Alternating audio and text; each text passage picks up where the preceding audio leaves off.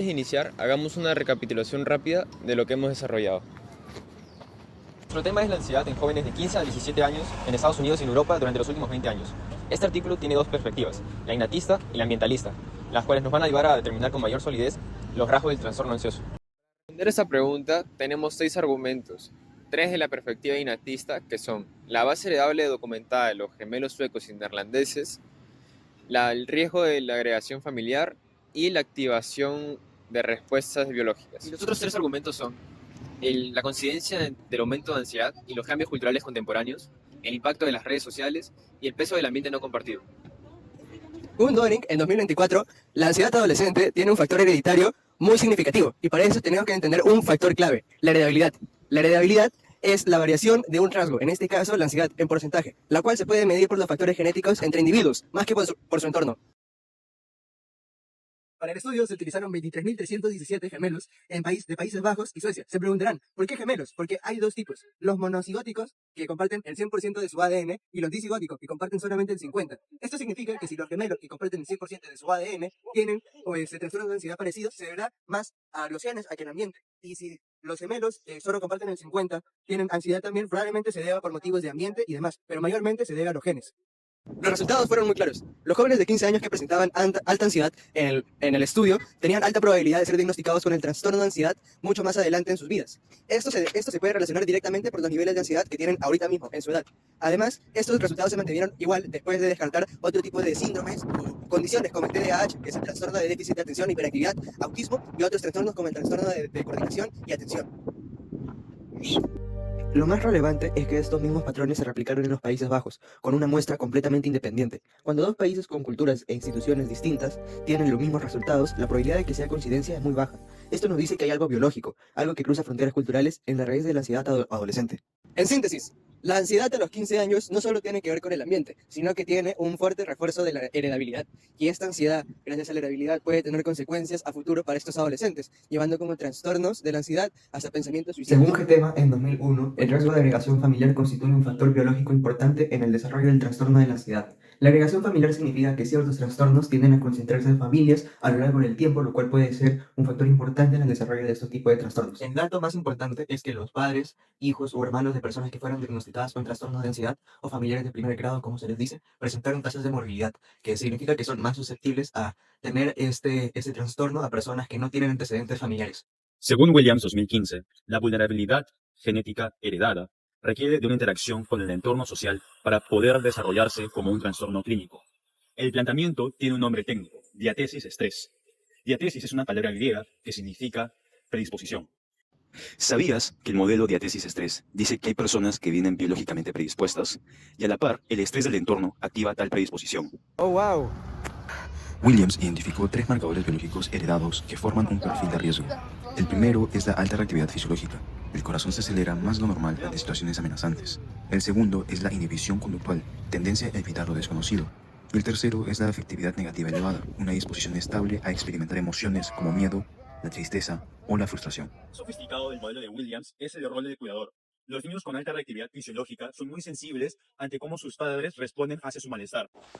Si el cuidador responde de manera invalidante, minimizando, ignorando o castigando la emoción del niño, el niño no aprende a regular sus propias emociones. La manera como Williams midió esto fue a través de la variabilidad en la frecuencia cardíaca. El cuidador, al tener una respuesta poco sostenedora, el niño experimentaba una menor variabilidad en el ritmo cardíaco, lo que predice que el niño tenga una menor regulación o una menor capacidad en su autorregulación.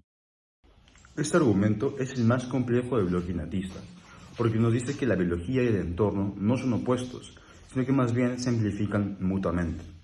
Esto nos quiere decir que un niño con alta reactividad heredada en un entorno poco cuidado es más propenso a despertar un trastorno clínico. Y esto nos dice que la biología determina la sensibilidad del individuo y el entorno determina si se convierte en un trastorno clínico o no. Según Anderson, en 2024, el incremento de las tasas de ansiedad en adolescentes se relaciona cronológicamente con la aparición de diversas transformaciones culturales y tecnológicas. Dentro de ello, este argumento aparece debido a una pequeña pero poderosa pregunta. Si la genética avanza tan lentamente, Entonces, ¿cómo la ansiedad puede ir tan rápido? Anderson ha identificado tres grandes vectores de cambio ambiental. El primer vector es la expansión de redes sociales, lo que ha trasladado la socialización juvenil al entorno digital, exponiendo a los jóvenes a comparación constante 24/7 con la vida de otras personas. Esta dependencia de la validación mediante likes y seguidores genera una alta vulnerabilidad emocional en esta etapa tan crítica para la construcción de su identidad. El segundo vector es la constante presión académica y social que viven los adolescentes. Actualmente se considera que para tener éxito en el futuro depende mucho de su rendimiento en el presente, lo cual genera constante estrés para los adolescentes en esta etapa de cambios y emociones intensas. El tercer vector es la constante exposición a fenómenos globales perturbadores. La pandemia de COVID-19 generó aislamiento social, interrupción a factores educativos, como también incertidumbre sanitaria a millones de jóvenes. A esto se le suma el cambio climático que se le vivió, incluso que se vive en estos días. Aparte, las noticias digitales hacen que estos fenómenos vayan con más rapidez, que las noticias se empiezan a mover con más rapidez y lleguen más rápido a los jóvenes, generando aún más preocupación. En resumen, el entorno contemporáneo generó estresores nuevos y acumulativos, por los cuales generaciones pasadas no estuvieron preparadas previamente, lo cual explica claramente el aumento de tasas de ansiedad en adolescentes a comparación de la genética. Odgers y Jensen en 2020 profundizaron en mecanismos mediante los cuales entornos digitales servían como acondicionantes para la salud mental del adolescente. Dentro de ellos identificaron 3 mecanismos en plataformas digitales. El primer mecanismo son los sistemas de recompensa inmediata, en donde las plataformas están diseñadas para dar retroalimentación constante a los jóvenes por medio de likes y comentarios. Esto genera que los adolescentes tengan dependencia por validación externa de otras personas, lo que podría generar en ellos ansiedad constante por saber si las personas reaccionan a sus publicaciones, etc. El segundo mecanismo es la inestabilidad en las interacciones. A diferencia de la conversación cara a cara, las interacciones sociales, tú no puedes saber el tono de voz de una persona o con qué intenciones dicen las cosas, por lo cual genera que los jóvenes, para poder integrarse a diversos grupos, cambien su forma de ser para poder sentirse aceptados. De esa manera, cualquier desviación que puedan tener puede traer consecuencias tanto sociales como también impredecibles para el joven. El tercer mecanismo es el castigo social ante el error. En la adolescencia, la pertenencia a un grupo tiene un valor fundamental. La exclusión pública o el exceso masivo derivados a una publicación desafortunada representa expresores de gran intensidad, procesados sin supervisión adulta de manera repetida. Esto eleva niveles de alerta en los jóvenes y favorece la consolidación de respuestas ansiosas crónicas. El tema aporta un dato muy revelador para la perspectiva ambientalista, y lo más sorprendente de esto es que se puede encontrar en la misma revista que documentó la heredabilidad, y esto habla del ambiente no compartido.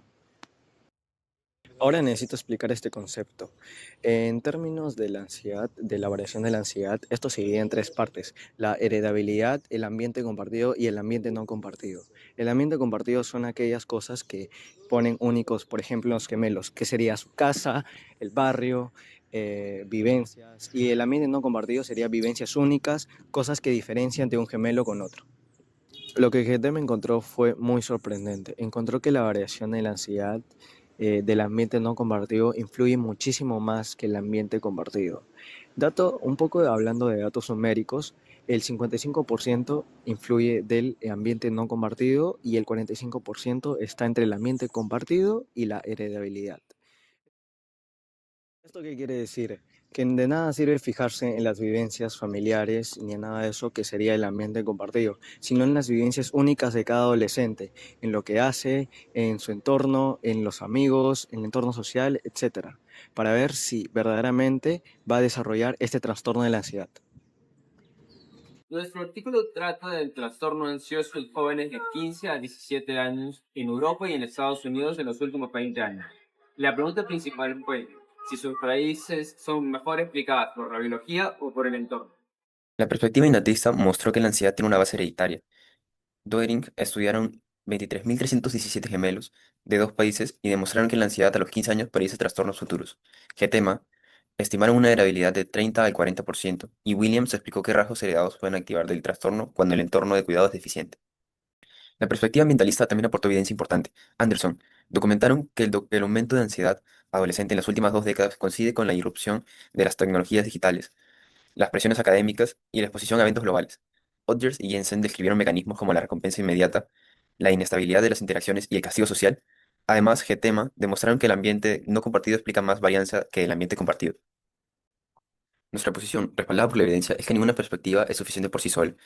El mejor modelo que explica los datos es el de interacción gen-ambiente.